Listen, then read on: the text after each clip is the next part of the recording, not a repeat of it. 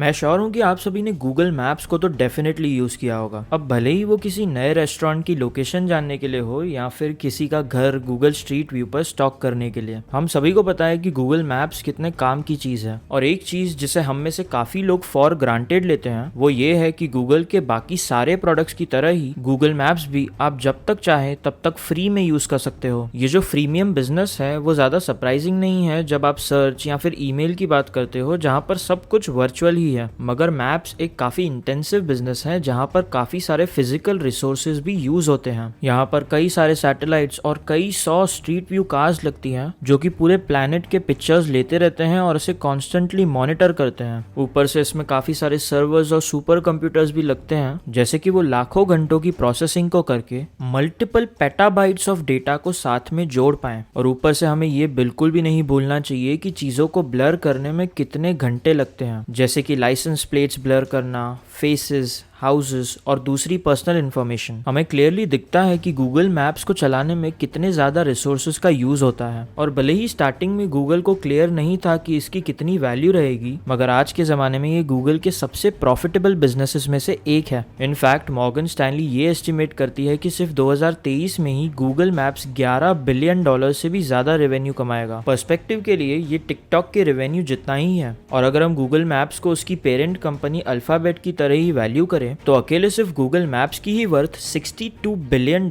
होगी। ये वैल्यू है लगभग मर्सिडीज बेंज कंपनी जितनी, और यहाँ तक कि फोक्सवैगन और पेपाल से भी ज्यादा। इनफैक्ट गूगल मैप्स तो अपने में ही दुनिया की 250 सबसे बड़ी कंपनियों के लिस्ट में आ सकता है। लेकिन आखिर गूगल मैप्स इतने पैसे कैसे कमाता है? वो लोग वीडियो एड्स और सर्च एड्स तो नहीं दिखाते हैं, और सिर्फ कस्टमर्स की गूगल मैप्स की यूसेज डेटा को बेचने में भी इतनी अपॉर्चुनिटी नहीं है।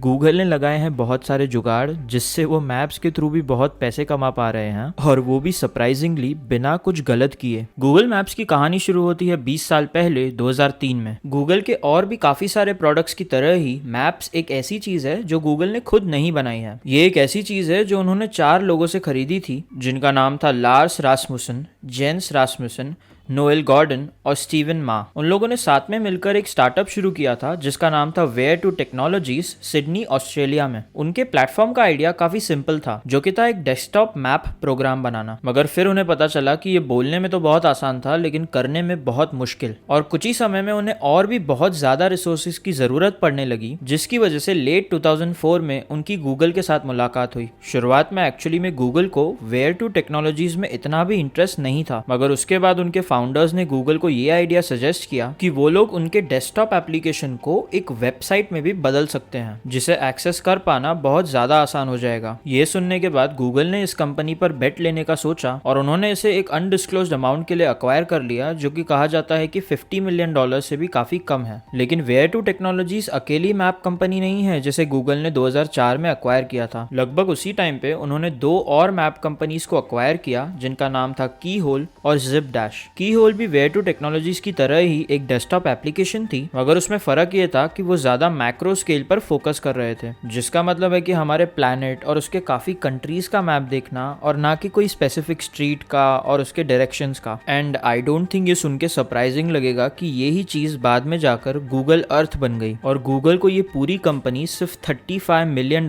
में मिल गई। लेकिन अगर हम वैल्यू के मामले में देखें तो जिपडैश के सामने तो कोई भी नहीं है। इनफैक्ट हो सकता है कि जिपडैश गूगल की सबसे ज्यादा फायदे वाली एक्विजिशन हो, क्योंकि उन्होंने इसे सिर्फ $2 मिलियन में खरीदा था। अब आप पूछोगे कि ओके जिपडैश एक्चुअल में करती क्या थी? वो लोग स्पेशलाइज करते थे मोबाइल डेटा की लोकेशन का यूज करके रियल टाइम ट्रैफिक डेटा बताना। ये टेक्नोलॉजी का यूज गूगल को काफी सालों तक नहीं आया था, लेकिन जैसे ही स्मार्टफोन ज्यादा पॉपुलर होने लगे तब ये एकदम बदल गया। बट एनीवे 2004 में वापस आए तो गूगल ने इन सारी एक्विजिशंस को करने के बाद टेक्नोलॉजी में थोड़ी और रिसर्च की और फाइनली गूगल मैप्स को लॉन्च किया 18 फरवरी 2005 को। मजे की बात तो यह है कि लॉन्च के एक रात पहले ही गूगल मैप्स स्लैश डॉट हो गया। अगर मेरी तरह आपको भी इसकी मीनिंग नहीं पता है तो इसका मतलब बेसिकली ये है कि लॉन्च के एक रात पहले ही गूगल मैप्स एक फोरम पर वायरल चले गया, और इसी की वजह से गूगल मैप्स का लॉन्च बहुत ज्यादा अच्छे से हुआ। लेकिन ये कस्टमर्स ज्यादा टाइम तक नहीं टिके, क्योंकि देखो बात यह है कि हम में से काफी लोगों को ऐसे लगता है, जिसमें से मैं भी एक हूँ, कि 2005 तो इंटरनेट के जैसे एक स्टोन एज के एरा की तरह है, हैं। बट इट टर्न्स आउट कि मार्केट में गूगल मैप्स के पहले भी काफी सारे अच्छे मैपिंग सॉल्यूशंस एग्जिस्ट करते थे, जैसे कि याहू मैप्स और मैपक्वेस्ट। और भले ही इन सब कंपनीज के कंपैरिजन में गूगल मैप्स काफी बेटर था, लेकिन ये इतना भी अलग नहीं था कि वो मार्केट लीडर्स को हरा दे। ज्यादातर लोगों के लिए याहू मैप्स और मैपक्वेस्ट की सर्विसेज इनफ थी और उनके पास गूगल मैप्स पर स्विच करने का कोई रीजन नहीं था। तो फर्स्ट ईयर का जनरल कंसेंसस ये था कि गूगल मैप्स ने ओके परफॉर्म किया। उनके पास एक डिसेंट ट्रैफिक थी, लेकिन कुछ ज्यादा भी नहीं थी। गूगल अभी भी रुक सकता था और मैप्स को बस एक छोटे से साइड बिजनेस की तरह चला सकता था, लेकिन उन्होंने ठान ली थी कि गूगल मैप्स को उन्हें बहुत बड़ा बनाना है। तो इसी की वजह से उन्होंने सब कुछ बंद कर दिया और फिर से शुरुआत की। इतने अंडरवेलमिंग रिस्पॉन्स के बाद गूगल ने ये डिसाइड किया कि वो लोग गूगल मैप्स को कंप्लीटली रीराइट करेंगे। भले ही गूगल मैप्स मैपक्वेस्ट और याहू मैप्स से काफी बेटर था, लेकिन मॉडर्न स्टैंडर्ड्स के हिसाब से वो फिर भी कंपैरेटिवली काफी स्लो था। तो उनका रीराइट करने का नंबर 1 गोल ये था कि वो लोग स्पीड को बहुत ज्यादा बढ़ाएं और यूजर एक्सपीरियंस को ऑप्टिमाइज करें। अराउंड 1 साल की मेहनत के बाद उन्होंने इस प्लेटफॉर्म को लगभग इंस्टेंटेनियस बना दिया था, जिसकी वजह से उन्हें चांस मिला कि वो लोग और भी एम्बिशियस गोल्स पर काम कर पाएं, जिसमें से पहला था सैटेलाइट व्यू। गूगल को की होल के एक्विजिशन के बाद उन्हें जो भी इमेजरी मिली हुई थी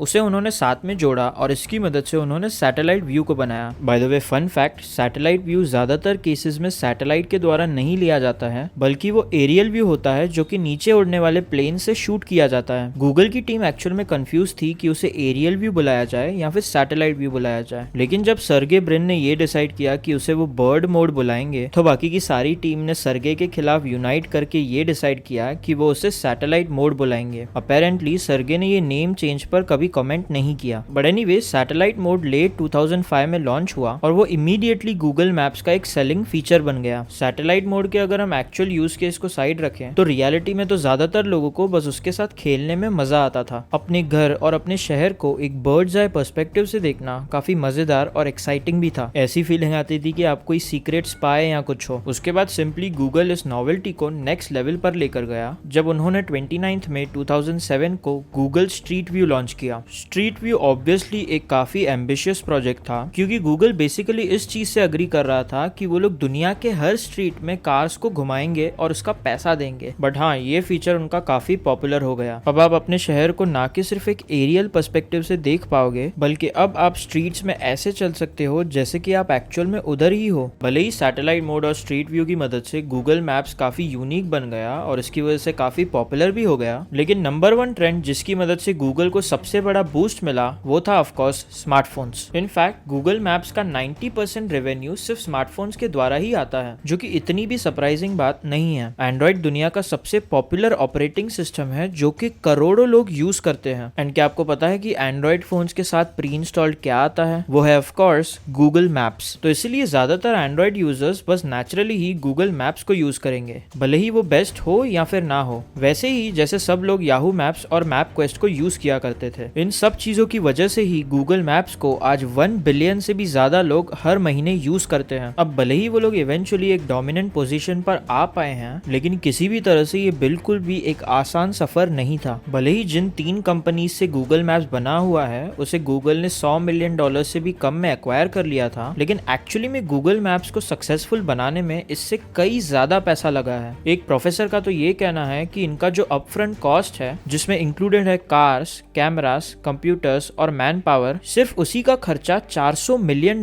से भी ज्यादा था। और गूगल ने कभी भी इमेजेस को अपडेट करना बंद नहीं किया, उल्टा वो लोग तो आजकल ज्यादा अपडेट करते जा रहे हैं। तो इसका मतलब ऑब्वियसली गूगल मैप्स को क्रिएट करने में और उसे मेंटेन करने में गूगल को बिलियंस ऑफ डॉलर्स का खर्चा हुआ। जिससे हम आते हैं सबसे इंपॉर्टेंट क्वेश्चन पर, गूगल इस चीज से आखिर पैसे कैसे कमा रहा है? एंड बिलीव मी, आंसर काफी इंटरेस्टिंग होने वाला है। मैप्स के द्वारा पैसे कमाने की गूगल की स्ट्रैटेजी 2 मेन कैटेगरीज में डिवाइड होती है। अब क्योंकि गूगल एक एडवर्टाइजिंग कंपनी है, तो ये बात इतनी सरप्राइजिंग नहीं है कि पहली कैटेगरी है ऑफ कोर्स एड्स, लेकिन उन्होंने मैप्स में इसे एक हेल्पफुल और अलग वे में इंप्लीमेंट किया है। देखो, जब आप गूगल मैप्स में पैन अराउंड करते हो तब आप डी मार्ट, होम डिपो और स्टारबक्स जैसे बिजनेसेस को देखते हो, राइट? वेल, एक्चुअली में गूगल पर एक बिजनेस लिस्ट करना एकदम कंप्लीटली फ्री है अगर आपके पास प्रॉपर डॉक्यूमेंट्स है तो। लेकिन आपको अगर अपने बिजनेस को नेक्स्ट लेवल पर लेके जाना है कस्टम ब्रांडिंग के साथ और हाई विजिबिलिटी के साथ, तो आप गूगल को एक फी पे कर सकते हो जिससे आपकी लिस्टिंग एक प्रीमियम लिस्टिंग की तरह लिस्ट हो जाएगी। टू बी ऑनेस्ट ये एक विन विन सिनेरियो की तरह लगता है, क्योंकि जो कस्टमर्स हैं वो बिजनेसेस को बहुत आसानी से उनके लोगोस के थ्रू ही ढूंढ पाते हैं और कंपनीज को भी मौका मिलता है कि वो अपने ब्रांड प्रेजेंस को इंक्रीज करें, वो भी एक हेल्पफुल वे में। लेकिन ये तो एक्चुअली में आधी कहानी भी नहीं है। गूगल का दूसरा मोनेटाइजेशन का मेथड एक्चुअली में काफी ज्यादा इंटरेस्टिंग है, जो कि है APIs के द्वारा। आपको पता है जब आप किसी रेस्टोरेंट के वेबसाइट पे जाते हो या फिर अपने लोकल बोलिंग एली के वेबसाइट पे जाते हो, तो वहां पर आपको एक छोटा सा मैप मिलता है जिसमें लोकेशन दी रहती है उनके बिजनेस की। कंपनीज एक्चुअल में ये गूगल APIs के मदद से ही कर पाती है, जिसके लिए उनको पैसे भरने पड़ते हैं। मगर ये तो बस एक छोटा सा यूज केस है। अब आप ये इमेजिन करो कि लेट्स से उसे एक बहुत बड़ी कंपनी यूज करे, जैसे कि FedEx,